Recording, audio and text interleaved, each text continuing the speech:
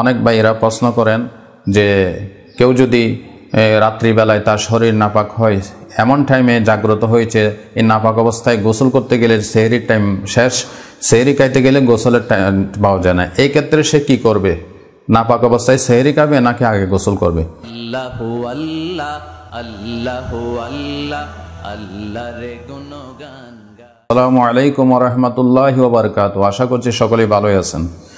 প্রথম কথা হচ্ছে, একজন ইমানদার আল্লাহওয়ালা ব্যক্তি স্বামী স্ত্রী মিলিত হয়, এটা রমজানের বাহিরে যেমন হালাল, রমজানের রাত্রির বেলায়ও এটা হালাল হতেই পারে, স্বাভাবিক। এছাড়া অনেক যুবক ভাইরা প্রশ্ন করেন স্বপ্নদোষ বা মাস্টারবেশন এর মাধ্যমে তাদের শরীর নাপাক হয়। এই দুইটা ক্ষেত্রে আমি নসিহা করব। আসলে রমজান মাস হচ্ছে পাক পবিত্র হওয়ার মাস, কোরআন নাজিলের মাস।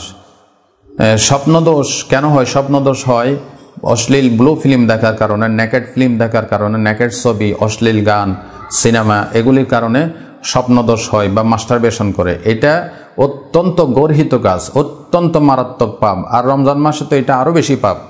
সুতরাং প্রথম নসিহা থাকবে, এই ধরনের পাপে কেউ জড়াবেন না, আশা করি। এছাড়া এমনি যদি স্বপ্নদোষ হয় বা স্বামী স্ত্রী মিলিত হয়, তখন শরীর নাপাক হওয়া স্বাভাবিক। এমত অবস্থায় উঠেছেন আপনি ভোর রাত্রে, দেখা গেল যে আপনি সেহরি খেতে গেলে গোসলের সময় পাচ্ছেন না, গোসল করতে গেলে সেহরির টাইম শেষ। তো শরীয়তের ফয়সালা হচ্ছে আপনি গোসল না করে বরং সুন্দরভাবে কুলি করে উজুর মতো উজু করে মুখ হাত ধুয়ে গোসল ছাড়া আপনি সেহরি খেতে পারবেন, কোনো সমস্যা নেই। এই সম্পর্কিত একটি হাদিস সিয়াম অধ্যায় বুখারী শরীফের এসেছে। আন আয়েশা রাদিয়াল্লাহু তাআলা আনহা ক্বালাত কানা নবী সাল্লাল্লাহু আলাইহি ওয়াসাল্লাম ইউদরিকুহুল ফাজরু মিন গায়রি হুলমিন ফায়াগতাসিলু ওয়া ইয়াসুমু। নবী করিম সাল্লাল্লাহু আলাইহি ওয়াসাল্লাম রমজান মাসে জুনুবি অবস্থায়, স্বপ্নদোষ নয়, এমনি জুনুবি নাপাক অবস্থায় তার ভোর হয়ে গেল, তিনি গোসল করলেন, রোজা রাখলেন।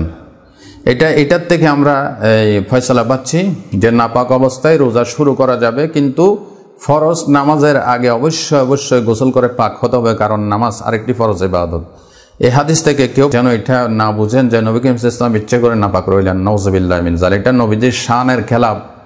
বরং আল্লাহ নবীজির মাধ্যমে এই ঘটনাগুলি ঘটিয়ে উম্মতের মাসলার সমাধান দিয়েছেন। আমরা যদি নাপাক অবস্থায় এই ধরনের অবস্থার সম্মুখীন হই, আমরা কোত্থেকে আমরা সমাধা পাবো? এই জন্য নবী হচ্ছে আমাদের মডেল। লাকাদ কানা লাকুম ফি রাসূলিল্লাহি উসওয়াতুন হাসানাহ। আল্লাহ বলছেন, you have an excellent example in the messenger of Allah. তোমাদের জন্য গ্রহণযোগ্য আদর্শ নবীর ভিতরে। এই জন্য নবীর থেকে আমরা এই ফয়সালা পাবো, এই জন্য নবীর মাধ্যমে আল্লাহ এই ঘটনাগুলি ঘটিয়েছেন। আসলে নবীজি ইচ্ছে করে নাপাক অবস্থায় ভোর করেন নাই, উম্মতের মাসলার সমাধা বের করার জন্য আল্লাহ এই রাস্তাটা সহজ করে দিয়েছেন। সুতরাং কেউ যদি নাপাক অবস্থায় এমন সময় জাগ্রত হয় যে সেহরির সময় প্রায় শেষ পর্যায়ে, আগে তিনি হাত মুখ ধুয়ে সেহরি খেয়ে নেবেন, পরে গোসল করে নির্ধারিত টাইমে ফজরের নামাজ আদায় করবেন। আবার সারাদিন নাপাক অবস্থায় থেকে যাবেন এই নিয়ত কেউ করবেন না, কারণ সারাদিন যারা নাপাক থাকে তাদেরকে ফেরেশতারা লানত করে, ফেরেশতারা রহমতের দোয়া করে না তাদের জন্য। এই জন্য নামাজ পড়া তো ফরজে আইন, নামাজের জন্য বাধ্যতামূলক গোসল করতেই হবে, পাক পবিত্র হতেই হবে। আল্লাহ আমাদেরকে এই কথাটা বুঝে আমল করার তৌফিক দান করেন। আসসালামু আলাইকুম ওয়া রাহমাতুল্লাহি ওয়া বারাকাতুহু।